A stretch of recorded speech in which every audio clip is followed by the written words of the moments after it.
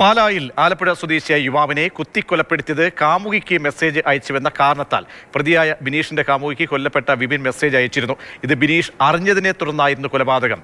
ഷിനോജ് എസ്.ടി ചേരുന്നുണ്ട്. ഷിനോജ്, അരിങ്കൊലയുടെ കാരണത്തിലേക്ക് പോകുമ്പോൾ ഇങ്ങനെ ഒരു മെസ്സേജിന്റെ കഥ കൂടി വരികയാണ്. എന്താണ് പോലീസ് സ്ഥിരീകരിക്കുന്നത് ഷിനോജ്?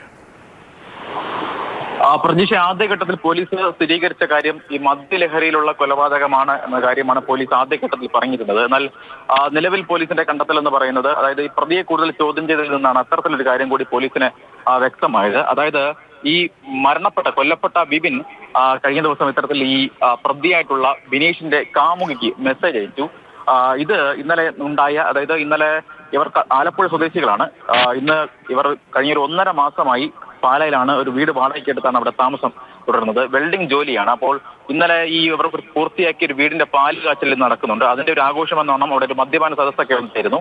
ഈ മദ്യപാന സദസ്സിൽ വെച്ച ഇത്തരത്തിൽ കാമുകിക്ക് മെസ്സേജ് അയച്ച കാര്യം ഈ കൊല്ലപ്പെട്ട വിപിൻ തന്നെ ബിനീഷിനോട് പറയുന്നു. ഇതാണ് ഇത്തരത്തിൽ ഈ കൊലപാതകത്തിലേക്ക് നയിച്ചതെന്നാണ് പോലീസിന്റെ കണ്ടെത്തൽ. ഈ കറിക്കത്തി ഉപയോഗിച്ച് ഈ വിപിന്റെ നെഞ്ചിൽ ആഴത്തിൽ കുത്തിയതാണ് ഈ മരണ കാരണമെന്ന് പറയുന്നത്. എന്തായാലും ഈ വീട്ടിൽ നിന്ന് ഇറങ്ങി ഓടി രക്ഷപ്പെട്ട ഈ കൊല്ലപ്പെട്ട വിപിൻ ഏകദേശം ഒരു 100-150 മീറ്ററോളം ഓടി റോഡിൽ വീണ് ആണ് മരിക്കുന്നത്. ആശുപത്രിയിൽ എത്തുന്നതിന് മുമ്പ് തന്നെ ജീവൻ നഷ്ടപ്പെട്ടിട്ടുണ്ടായിരുന്നു. ഈ പ്രതിയായിട്ടുള്ള ബിനീഷിനെ നിലവിൽ ഇപ്പോൾ കോടതിയിൽ ഹാജരാക്കിയിരിക്കുകയാണ്.